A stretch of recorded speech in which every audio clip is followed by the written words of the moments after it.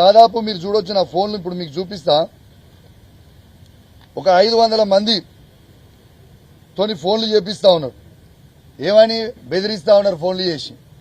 ఇవన్నీ missed call చూడొచ్చు. ఇగో ఇప్పుడు కూడా గదే ఫోన్ కాల్ ఉంటాయి. మీరు చూడరు ఇవన్నీ ఫోన్లు గవే. ఫోన్లు చేపిస్తా ఉన్నాడు. చిన్న పిల్లగాడు చేపించినాడు. దీనికి ఎవడో భయపడతాడు అన్నట్టు. విజయన్న నేను నిన్ను అడుగుతా ఉన్నాను. నిన్ను సవాల్ ఎవడు విసిరమన్నాడు? ఎవడైనా రైతులు అడిగిందా నిన్ను? మేము అడిగినామా నీ సవాల్ విసిరమని? సవాల్ నువ్వే విసిరినావు. నీ సవాల్ని మేము స్వీకరించినాం.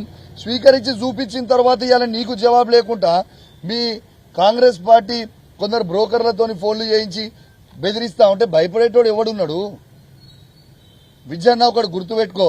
మీ రేవంత్ రెడ్డికే నేను భయపడలే. మీ రేవంత్ రెడ్డినే నా ఇంటికి బరాబర్ అని రోజు నిలదీస్తా ఉన్నా. ఈ బచ్చగాలు వాళ్ళు వీళ్ళు ఫోన్ చేస్తే మేము భయపడతామైంది. ఒక్కసారి మీరు ఆలోచన చేయండి విజయన్న గారు. ఇట్లాంటి చిల్లర పనులు బంద్ చేయరి. అదే మేము నువ్వు 55 ఏళ్ళలో 60 ఏళ్ళలో ఉంటావు. ఆ ఏజ్లో నీకే అంత తీటుంటే 40 ఏళ్ళ పిల్లగాని నేను కూడా మరి నాకెంత తీటుంటుందో ఒక్కసారి ఆలోచన చేసుకో. నువ్వు ఇష్టం ఉన్నట్టు చేయదలుచుకుంటే నా ఇష్టం ఉన్నట్టు నేను కూడా చేస్తాను. రేపు నువ్వు ఇదే విధంగా మీరు కంటిన్యూ అయితే రేపు మా బీఆర్ఎస్ పార్టీకి మేము కూడా కాల్ ఇచ్చి మా హుజరాబాద్ నియోజకవర్గం నుంచి కావచ్చు, మీ పెద్దపల్లి నియోజకవర్గం నుంచి కావచ్చు, యావత్ తెలంగాణ నుంచి కావచ్చు, మా బీఆర్ఎస్ పార్టీ నాయకులు అందరూ కూడా నీకు ఫోన్ చేసి ఎప్పుడు రాజీనామా చేస్తున్నావు అని మేము అడిగిపించే పరిస్థితి తీసుకొచ్చుకోకు. ఉందాగా రాజకీయాలు చేయి. ఉందాగా ఉండు. నువ్వు సవాల్ విసిరినావు.